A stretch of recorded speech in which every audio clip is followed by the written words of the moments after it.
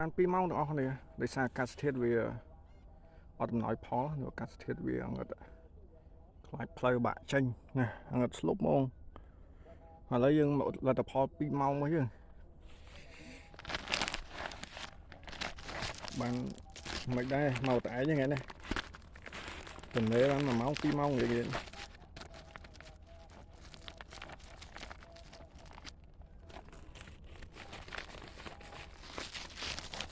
អូខេ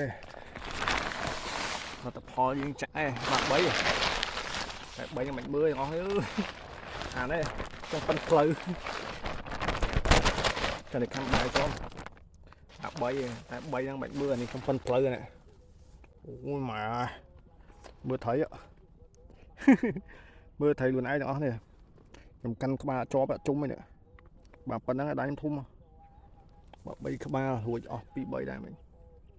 នេះប្រឡងយើង2ម៉ោង3ក្បាលថាយកបាន4អត់បានមិនធំ